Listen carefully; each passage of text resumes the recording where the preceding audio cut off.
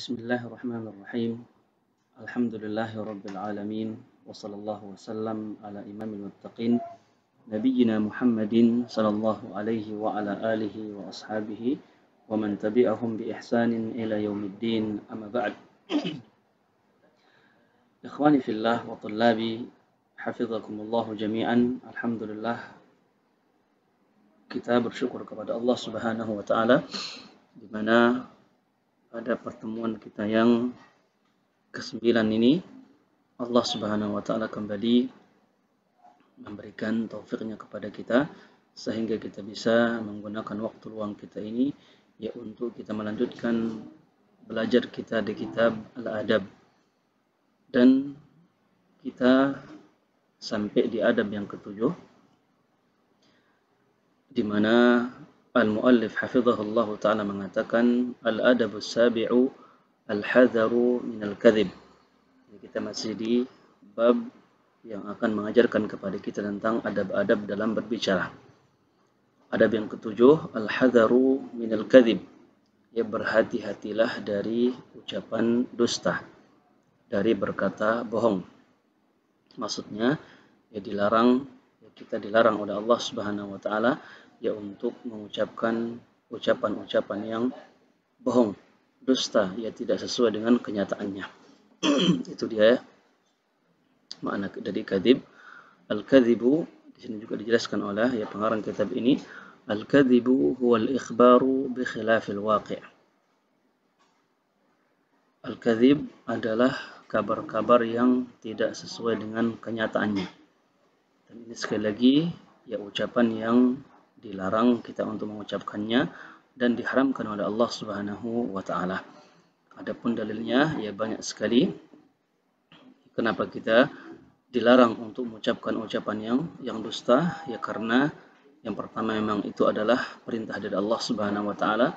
Yang kedua, karena ucapan dusta ini akan menghantarkan pelakunya untuk melakukan perbuatan-perbuatan dosa dan maksiat yang lain. Yang ketiga, karena di sana juga ancaman dari Allah Subhanahu wa taala, selain juga bahwasanya ucapan dusta ini merupakan ciri-ciri dari orang yang munafik. Adapun dalilnya yang menjelaskan alasan-alasan tadi, yang pertama firman Allah Subhanahu wa taala yang terdapat dalam surat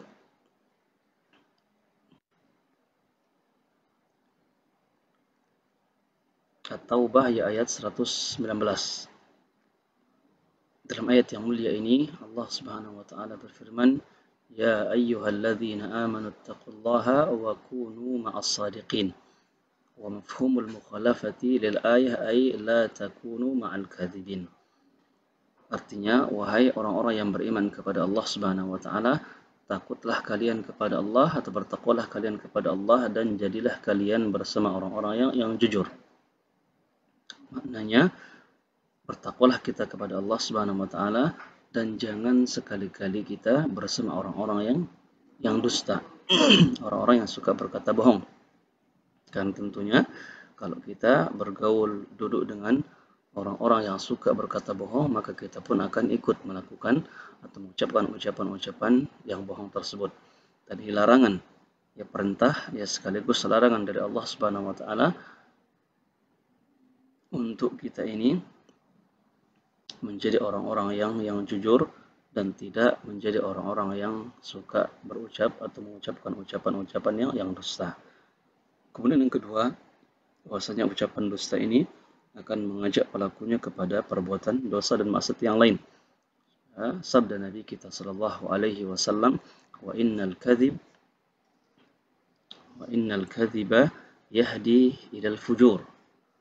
Dan sesungguhnya ucapan dusta ini akan menuntun pelakunya untuk ya jatuh ke dalam perbuatan-perbuatan dusta lainnya.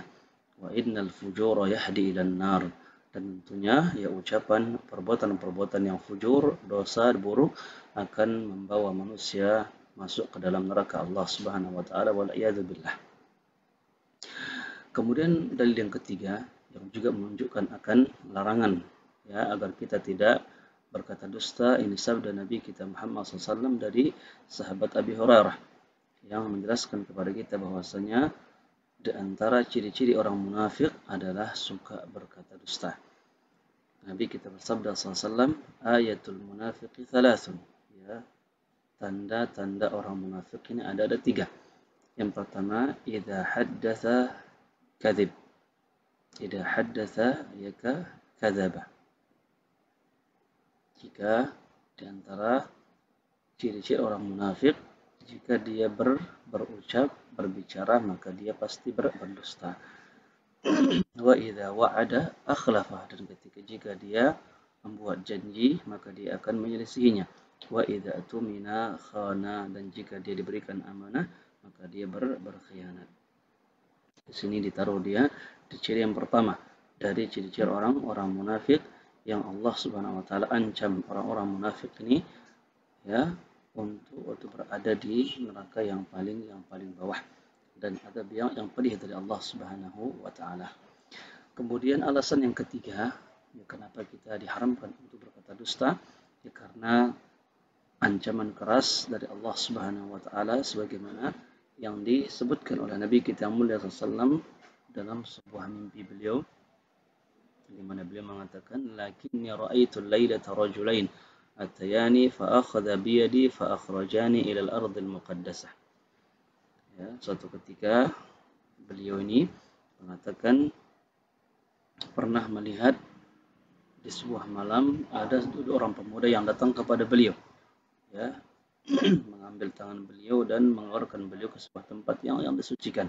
Fa idza rajulun, dan tiba-tiba di sana ada 2 orang pemuda lagi yang lain, yang satunya duduk, yang satunya berdiri. Dan yang berdiri ini qaimun biyadihi qulubun min hadid. Yang berdiri ini dia membawa sebuah pemukul besar yang terbuat dari besi. Innahu yudkhilu dhalikal qulub fi shidqihi hatta yablugha qafahu.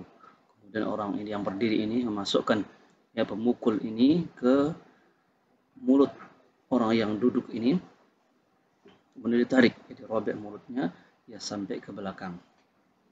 Thumma yaf'alu bi shidqihi al-akhar. Kemudian dia pindah ke sisi mulut yang lain, kemudian ditarik lagi, ya, sampai ke belakang. Wa yaltaimu shidquhu hatta shidquhu hadha fayaudu fayasna'u mithlahu qultu ma hadha qala intalaq. Kemudian dia ketika dirobek mulutnya kiri dan kanan sampai ke belakang, kemudian mulutnya kembali utuh lagi, diperbuat lagi, ya, berkali-kali, ya, sampai 2 orang ini, Nabi kita bertanya, ma hadha, apa ini? Qala 2 orang pemuda tadi ini langsung dia pergi begitu saja. Ya, sampai di sebuah waktu Nabi kita berkata kepada 2 pemuda ini, tuftumani lailah, kalian telah membuatku keliling, ya, malam ini. Fa akhbarani amma ra'ait. Ya, kemudian 2 pemuda ini mengabarkan tentang apa yang kulihat. Qala na'am. Fa akhbirani amma ra'aitu, dan tolong kabarkan kepadaku, ya, tentang apa yang kulihat. Qala na'am. 2 pemuda mengatakan iya. Amma alladhi ra'aitahu yushaqqu shidquhu fakadzabun. Adapun orang yang tadi yang engkau lihat dia diadab, ya, dengan dirobek mulutnya dari 2 sisi sampai ke belakang, fakadzabun, itu adalah orang yang suka mengatakan ucapan dusta, yuhadditsu bil kadzbah, dan dia suka mengucapkan ucapan, ya, bohong, dan azab ini akan dilakukan kepadanya, ya, sampai datangnya hari kiamat. Dan ini, ikhwani fillah wa tullabi rahimani wa rahimakumullahu jami'an, ini jelas, ya, menunjukkan kepada kita akan, ya, buruknya perbuatan dusta ini. Karena sekali lagi, selain, ya, ucapan dusta ini merupakan ciri-ciri orang munafik, dan juga ini juga mendatangkan ancaman keras dari Allah Subhanahu wa taala, ya, karena akan diazab, ya, dengan dirobek mulutnya sampai ke belakang, ya, sampai datangnya hari kiamat. Kemudian di sini ada faedah yang perlu kita ketahui berkaitan dengan, ya, berucap dusta ini. Yang pertama, a'zamul kadzib, ya, sebesar-besar ucapan dusta itu, wal kadzibu 'ala Allahi wal kadzibu 'ala Rasulih sallallahu alaihi wasallam wal halfu billahi kadziban liyaqtati'a bihi ma lam muslim. Jadi antara ucapan atau perbuatan dusta yang terbesar di sisi Allah Subhanahu wa taala, yang pertama ketika seseorang berdusta atas nama Allah Subhanahu wa taala. Bagaimana bentuknya? Fayakunu bitawili kalamihi wa tafsirihi bil ilmin. Intinya kita akan dikatakan berdusta, berbohong atas nama Allah Subhanahu wa taala ketika kita berbicara tentang ilmunya, ya tentang kitabnya, ya tanpa ilmu. Berbicara tentang Al-Qur'an, menafsirkan Al-Qur'an ya tanpa ada ilmu sedikit pun.